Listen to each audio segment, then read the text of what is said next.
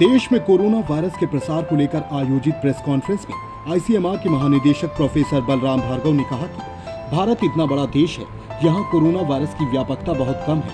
भारत में corona virus community transmission के phase में नहीं है। देश में अब तक 0.73% आबादी ही कोरोना वायरस से संक्रमित हुई है। यहाँ कोविड-19 मरीजों की मृत्यु दर भी दुनिया में सबसे कम है। इस दौरान उन्होंने सीरो सर्वे के नतीजों की जानकारी दी।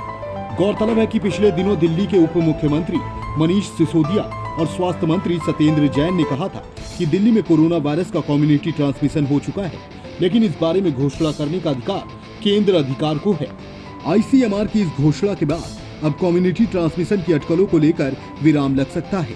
डॉक्टर बलराम भार्गव ने यह भी कहा कि हमारी बड़ी आबादी अब भी खतरे में है, इसलिए कोरोना संक्रमण देश के कई हिस्सों में तेजी से फैल सकता है। उन्होंने कहा कि ग्रामीण इलाकों के मुकाबले शहरी क्षेत्रों में 1.09 और शहरी झुग्गी बस्तियों में 1.89 गुना ज्यादा खतरा है। ऐसे में हमें इलाज और दवाइयों के इतर बचाव की सारी सावधानियां बरतने पर जोर देना होगा। शहरों की झुग्गी बस्तियों में संक्रमण का खतरा सबसे ज्यादा है। राज्य सरकारों को स्थानीय स्तर पर लॉकडाउन लागू करना होगा। उन्होंने कहा कि कंटेनमेंट जोन में संक्रमण का स्तर बहुत ज्यादा पाया गया है। सीरो सर्वे के बारे में बताते हुए डॉक्टर बलराम भार्गव ने कहा कि इस सर्वे से कई महत्वपूर्ण बातों का पता चलता है। सीरो सर्वे का मतलब है कि आम आदमी के एंटीबॉडी की जांच करते हैं। इस जांच के लिए लोगों का ब्लड के नमूने लेकर एंटीबॉडीज की जांच की जाती है। अगर कोई व्यक्ति आईजीजी पॉजिटिव है तो इसका मतलब है कि वो SARS-CoV-2 से संक्रमित था। डॉक्टर भार्गव ने कहा कि इस सर्वे से पता चलता है कि कुल कितना प्रतिशत आबादी वायरस से संक्रमित हो चुकी है, किस किस व्यक्ति में संक्रमण का ज्यादा खतरा है। उन्होंने कहा कि सीरो सर्वे के लिए देश के 83 जिलों के 28,595 घरों का दौरा किया और 26,400 लोगों के खून के नमूने लिए गए। सर्वे में पाया गया कि इन जिलों में 0.73% लोगों में ही संक्रमण के सबूत मिले। उन्होंने कहा कि इसका मतलब है कि लॉकडाउन का सकारात्मक असर हुआ और वायरस के संक्रमण के तेज फैलाव पर रोक लगी। कई जिलों में कोरोना से मृत्यु दर बहुत ही कम है। हालांकि सभी को मास्क लगाना, हाथ धोना और शारीरिक दूरी बनाए रखना जरूरी है।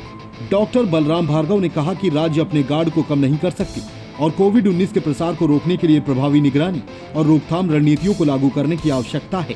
स्वास्थ्य मंत्रालय के संयुक्त सचिव लव अग्रवाल ने कहा कि आज देश का रिकवरी रेट 49.21% है। अब देश में रिकवर हो चुके लोगों की संख्या सक्रिय मामलों की संख्या से ज्यादा है।